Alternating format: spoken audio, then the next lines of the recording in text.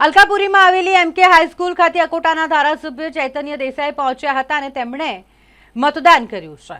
હાલ જ્યારે ગરમીનું વાતાવરણ છે અને તાપમાનનો પારો જ્યારે 43-44 ડિગ્રી સુધી પહોંચી જાય છે બપોર થતા, તો એ પહેલા જ લોકો મતદાન કરે તે માટેની તેમણે અપીલ કરી હતી। મતાધિકારનો ઉપયોગ કરવો ખૂબ જ જરૂરી હોય માટે વડોદરા શહેરના નાગરિકોને મતદાન કરવા માટે સંદેશો પાઠવ્યો। આજે હું અને મારા સંપૂર્ણ પરિવાર સાથે મતદાન કરીને આવ્યો છું।